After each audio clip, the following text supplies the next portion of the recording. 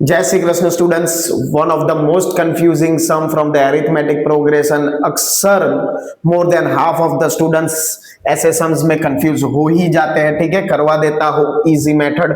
S N 5n² plus 3n दिया है, मतलब sum of n terms of an AP क्या दिया है, 5n² प्लस 3n। ठीक है, तो S1 क्या होगा? तो आप बोलोगे यार इसमें क्या डिफिकल्टी है, सिंपली हम क्या करेंगे, S1 फाइंड करना है। n की वैल्यू क्या डाल देंगे, 1। n के बदले 1 डाल दिया, n के बदले 1, उसका स्क्वायर, n के बदले 1। ठीक है, तो 1 का स्क्वायर 1, 5 इंटू 1 5 प्लस 3 1 जा 3, तो S1 हमारा कितना आया, 8। ओके, अब क्या फाइंड करना है, S2। तो आप बोलोगे सर इसमें क्या दिक्कत है, एकदम इजी तो है। हाँ अभी तक इजी है। ठीक है, S2 फाइंड करना है तो n की वैल्यू क्या रख देंगे, 2। तो Sn की फॉर्मूला क्या दिया है, सम ऑफ n टर्म्स दिया है 5n² प्लस 3n, उसमें n की वैल्यू डाल दीजिए 2, डाल दिया। ठीक है, क्या आंसर आएगा देख लेते हैं। 2 का स्क्वायर 4, 4 5 जा 20 प्लस 3 2 जा 6, मतलब sum of first two terms कितना आया, 26 आया। ठीक है, नाउ आपको फाइंड करना है A1।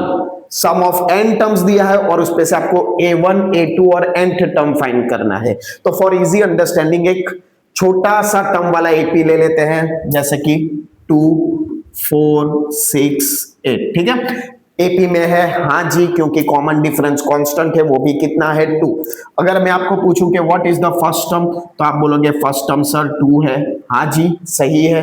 अगर मैं आपको पूछूं कि भाई सम ऑफ फर्स्ट टर्म्स कितना होगा, तो सम ऑफ फर्स्ट टर्म भी 2 होगा। हाँ जी, तो याद रखना है हमको कि A1 और S1 हमेशा सेम ही आएगा, A1 और S1 हमेशा सेम ही आएगा। मतलब अगर ये इस इक्वेशन में हमारा S1 8 है तो A1 भी कितना होगा, 8। ठीक है, ये पहला पड़ाव पार हो गया। अब comes the most important part. अगर मैं आपको पूछूं sum of two terms of these AP, तो sum of first two terms of these AP क्या होगा, A1 प्लस A2। A1 कितना है 2, A2 कितना है 4, मतलब 2 प्लस 4 6। हाँ जी, सम ऑफ फर्स्ट टू टर्म्स तो मिल गया। ठीक है, लेकिन सम पे से अगर हमको टर्म फाइंड करना है कि सपोज सेकंड टर्म कितना होगा, तो as you can see second term हमारा क्या है 4, लेकिन ये 4 आया कैसे, तो आप ध्यान से देखो। S2 की वैल्यू क्या आई, S2 की वैल्यू 6 है, S1 की वैल्यू क्या है 2, तो A2 हमारा क्या होगा, S2 minus S1, 6 minus 2 4। As you can see ये देखिए आ गया। ठीक है, तो आपको क्या याद रखना है कि अगर सेकंड टर्म फाइंड करना है तो वो क्या होगा, सेकंड है तो S2 और उसमें से एक कम मतलब S1। उसी तरह अगर आपको थर्ड टर्म फाइंड करना है तो वो क्या होगा, 3 है तो S3 और 3 में एक कम, 3 में एक कम मतलब 2। ठीक है, तो इधर आपको क्या फाइंड करना है, A2। तो A2 क्या होगा, 2 है तो S2 और उसमें एक कम मतलब S1। S2 हमारा कितना है 26 और S1 हमारा कितना है 8, तो S2 माइनस S1, 26 माइनस 8 हमारा क्या होगा, 18। ठीक है, सेकंड टर्म मिल गया 18, बढ़िया।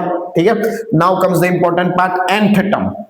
कौन सा टर्म फाइंड करना है, nth टर्म। ठीक है, अगर A2 है तो S2 और 2 में एक कम S1, तो nth टर्म है तो n है तो Sn और n में एक कम मतलब Sn माइनस 1। ठीक है, अब ध्यान देना है, अब ध्यान देना है। ठीक है, वेट,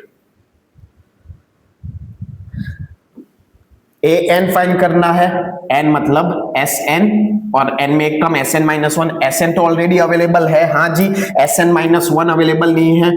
Sn क्या है, 5n² प्लस 3n। ठीक है, अब हमको क्या फाइंड करना है, Sn माइनस 1, मतलब जहां जहां n है वहां वहां हम क्या रखेंगे, n माइनस 1।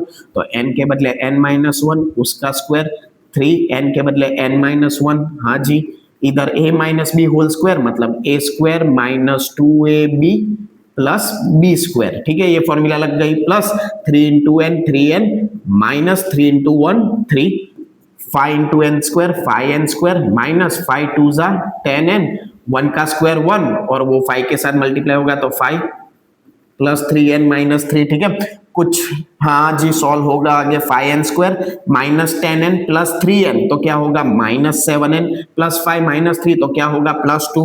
Sn माइनस 1 की वैल्यू मिल गई, हाँ जी मिल गई। तो सिंपली अब हम क्या करेंगे, ये an फाइंड करना है, an nth टर्म मतलब Sn, n है तो n रहेगा और माइनस एक कम कर दो, n में एक कम मतलब Sn माइनस 1। Sn की वैल्यू क्या है 5n स्क्वायर प्लस 3n, हाँ जी बढ़िया लिख दिया। माइनस Sn माइनस 1 की वैल्यू क्या है 5n square minus 7n plus 2, हाँ जी बढ़िया हो गया, ठीक है। 5n square plus 3n minus 5n square, minus sign बाहर है मतलब अंदर सब साइन चेंज हो जाएगी, हाँ जी कुछ कट होगा, ये लो जी हो गया। तो हमारा nth टर्म क्या आएगा 3n प्लस 7n 10n और माइनस 2, ठीक है। मतलब अगर इसमें हम n की वैल्यू 1 डाल देंगे, ठीक है, तो 10 1 जा 10, 10 माइनस 2 8 हो गया, देखिए a1 8 मिल गया। अगर इसमें n की वैल्यू 2 डालेंगे, ठीक है, तो 10 2 जा 20, 20 माइनस 2 18, ये लो मिल गया।